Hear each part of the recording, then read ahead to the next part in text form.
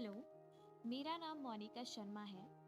मैं आज आपके साथ हिंदी का एक टॉपिक वर्णमाला डिस्कस करने जा रही हूँ। वर्णमाला को आप इंग्लिश में बोलते हैं अल्फ़ाबेट। वर्णमाला होती है कि वर्णों के व्यवस्थित समूह, उनको वर्णमाला कहते हैं। तो अब वर्ण क्या होता है? वर्ण उस मूल ध्वनि को कहते हैं जिसके खंड या टुकड़े नहीं किए जा सकते। ठीक है? फॉर एग्जाम्पल, जैसे क जमा अ से पूरा एक ख बनता है। अब ना हम ख के टुकड़े कर सकते हैं और ना ही अ के। इन दोनों वर्णों को मिलाकर हम एक पूरा एक व्यंजन हमारे पास बनता है और आप कह सकते हैं एक पूरा अक्षर बन जाता है ख। और भी एग्जाम्पल है जैसे वर्ण अ, ई, व, च, ख इत्यादि। अब यहाँ पे मैं आपको दो क्वेश्चंस बताना चाहती हूँ जो बहुत इंपॉर्टेंट रहते हैं। पहला, कि भाषा की सबसे छोटी इकाई लिखने में क्या होती है और भाषा की सबसे छोटी इकाई बोलने में कौन सी होती है? तो जो भाषा की सबसे छोटी इकाई लिखने में, उसे वर्ण कहते हैं, और जो भाषा की सबसे छोटी इकाई बोलने में, वो ध्वनि होती है। तो भाषा में अगर पहले हम कोई ध्वनि बोलेंगे तो उसी से हम एक वर्ण लिख सकते हैं। ठीक है? अब ये क्वेश्चन भी आते हैं वर्ण से कि उस मूल ध्वनि को क्या कहते हैं जिसके खंड ना हो सके, उसे वर्ण कहते हैं। ठीक है? अब वर्ण के भेद। तो हिंदी भाषा में वर्ण दो प्रकार के होते हैं। एक होता है स्वर और दूसरा व्यंजन। स्वर को हम वॉवल्स बोलते हैं, ए ई आई ओ यू। और व्यंजन होते हैं जैसे क से लेकर य तक, वो व्यंजन में आ जाते हैं। तो सबसे पहले आज हम स्वर डिस्कस करेंगे। बहुत इम्पोर्टेंट होता है स्वर। स्वर वे वर्ण होते हैं जिनके उच्चारण में किसी अन्य वर्ण की सहायता की आवश्यकता नहीं होती, उन्हें स्वर कहते हैं। जैसे अ, आ, ई, उ, ऊ, ए, ऐ, ओ, औ। तो बेसिकली हिंदी वर्णमाला में हम 11 स्वर होते हैं।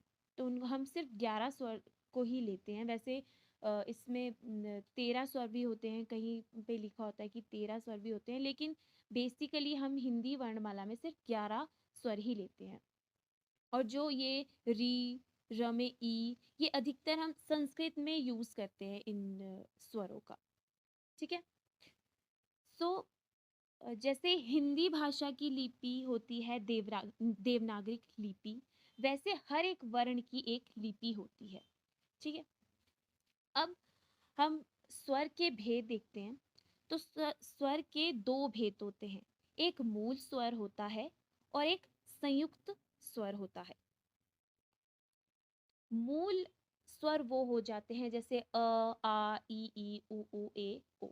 ठीक है? और संयुक्त स्वर होता है, मतलब दो स्वरों को मिलकर जो एक स्वर बनता है उसको संयुक्त स्वर कहते हैं। जैसे ए है, अ और ए को मिला के ए बन जाता है। और ओ बनता है अ और ओ को मिला के, तो इन्हें संयुक्त स्वर कहते हैं। ठीक है? अब यहाँ पे एक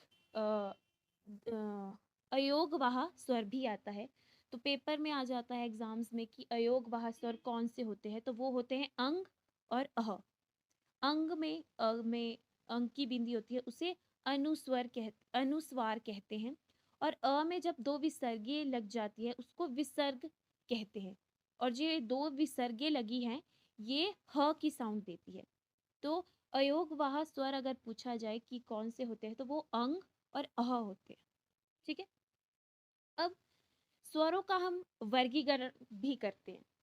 तो ये 5 तरीके से हम स्वरों का वर्गीकरण करते हैं कि स्वर, पहला तो है कि मात्रा के आधार पर स्वर कितने प्रकार के होते हैं। फिर मुख कुहर के आधार पर, मतलब मुख कुहर मतलब मुंह की कौन कैसी शेप बनती है, तो उसके अकॉर्डिंग कितने तरह के हम स्वर होते हैं हमारे पास। फिर होती है जिह्वा। जिह्वा होती है हमारी जीभ, कि जीभ की कौन सी स्थिति है उसके आधार पर स्वरों को हम वर्गीकृत करते हैं। और फिर देखो ओष्ठ के आधार पर, ओष्ठ मतलब होंठ के आकार के आधार पर करते हैं। और फिर अनुनासिकता के आधार पर, मतलब नाक नाक की जो पोजीशन होती है, नाक से हवा आ रही है तो कौन से आधार पर होते हैं वो।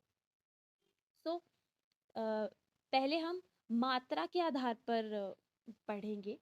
मात्रा के आधार पर तीन तरह के स्वर होते हैं। एक होता है ह्रस्व स्वर, फिर दीर्घ स्वर और प्लुत स्वर। ह्रस्व स्वर होता है लघु स्वर, मतलब कम। लघु मतलब थोड़ा होता है, कम होता है। तो ऐसे स्वर जिनको बोलने में कम समय लगता है उनको ह्रस्व स्वर कहते हैं। ठीक है, जैसे अ, इ, उ, री। बहुत कम समय लगता है इन स्वरों को बोलने के लिए, और ये पूरे चार होते हैं, जैसे अ, इ, उ, री। बहुत कम समय लगता है। आप खुद भी ट्राई कर सकते हैं इनको बोलने का, तो अगर आप रिलेट करेंगे तो आप ज्यादा इसको समझ सकते हैं। फिर दूसरी तरह का आ जाता है दीर्घ स्वर। ऐसे स्वर, दीर्घ होता है लंबा या ज्यादा, ठीक है। तो ऐसे स्वर जिनको बोलने में अधिक समय लगता है उनको दीर्घ स्वर कहते हैं। जैसे आ, ई बड़ी ई है, बड़ा ऊ, ए, ओ, औ। तो इनको बोलने में थोड़ा ज्यादा समय लगता है, ज्यादा टाइम ये लेते हैं, तो इसलिए इनको दीर्घ स्वर कहते हैं। ठीक है, सात होते हैं ये पूरे दीर्घ स्वर। फिर आता है प्लुत स्वर। प्लुत स्वर में, प्लुत मतलब बहुत ज्यादा टाइम लगते हैं, जैसे ओ, ठीक है, राम। तो इनको बोलने में थोड़ा ज्यादा टाइम लगता है, तो इनको प्लुत स्वर बोलते हैं। ठीक है, तो मात्रा के आधार पर मैंने आपको तीन तरीके के स्वर बताए, ह्रस्व स्वर, दीर्घ स्वर और प्लुत स्वर। ठीक है, आई होप आपको समझ आए होंगे। अब आ जाते हैं मुख के आधार पर स्वर। ठीक है, पहला आता है विवृत। तो मतलब मुंह हमारा कितना खुला है, कितना फैला हुआ है, उसके आधार पर विवृत स्वर उसको कहते हैं। ठीक है, कि मतलब जब हम कोई किसी स्वर को बोलते हैं तो उसके उच्चारण के समय हमारे मुंह की कैसी शेप होती है, वो कितना फैला होता है, उसे विवृत स्वर कहते हैं। जैसे आ, ठीक है।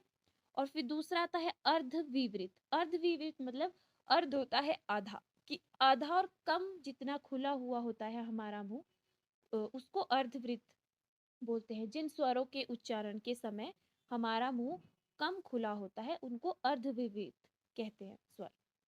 जैसे ए, ओ। ठीक है, तीसरा आता है संवृत। मतलब संवृत होता है कि कितना ढला हुआ है, ढका हुआ है या घिरा हुआ है। जैसे ई, उ, ऊ। ठीक है, और अर्ध संवृत होता है कि मुख कम खुला है, जहाँ पे मुंह हमारा थोड़ा कम खुला होता है, जैसे ए, ओ। ठीक है, तो मुख कुहर के आधार पर मैंने चार तरीके के आपको स्वर बताए, विवृत, अर्धविवृत, संवृत और अर्ध संवृत। ठीक है, फिर तीसरा आता है जिह्वा की स्थिति के आधार पर। ये होते हैं अग्र स्वर, मध्य स्वर और पश्य स्वर। अब अग्र का मतलब होता है आगे, कि जब हमारी जीभ आगे टच होती है तो उस समय कौन सा स्वर होता है, अग्र स्वर। मतलब ई, ए आगे होता है। मध्य मतलब जब मिडल में मुंह में हमारी जीभ टच करती है, जैसे य। और पश्व मतलब पीछे, आ, अ, ओ। ठीक है, तो ये जीभ के आधार पर स्वर है। फिर आता है अनुनासिकता के आधार पर। अनुनासिकता मतलब नाक की उच्चारण करते समय अनुनासिकता के आधार पर हम स्वर बोलते हैं। जैसे पहला है ता, निरानुसक्ता, कि जिन स्वरों के उच्चारण में हवा केवल मुंह से निकलती है। ठीक है, इसमें सिर्फ मुंह से निकलती है, नी लग जाता है, मतलब निरानुसक्ता स्वर उनको बोलते हैं। जैसे आ, अ, ई। फिर होता है अनुनासिकता, कि जिन स्वरों में उच्चारण में हवा नाक से भी निकलती है, जैसे आ, ई। ठीक है, तो इनको हम क्या बोलते हैं, इनको हम बोलते हैं अनुनासिकता स्वर, ये अनुनासिकता के आधार पर है, नाक के आधार पर है। ठीक है। फोर्थ आ जाता है कि ओष्ठ के आधार पर हमारे होठों की किस तरीके से पोजीशन होती है, तो उसके आधार पर भी स्वर होते हैं। जैसे अवृतमुखी, जिन स्वरों में उच्चारण में ओष्ठ वृतमुखी या गोलाकार नहीं होते, अवृति लग जाता है, मतलब मतलब नहीं है, वृत वृत मतलब गोलाकार नहीं है हमारा मुंह, उस उनको हम अवृतिमुखी कहते हैं। जैसे आ, ई, ई, ए, ए। फिर दूसरा आता है वृतमुखी।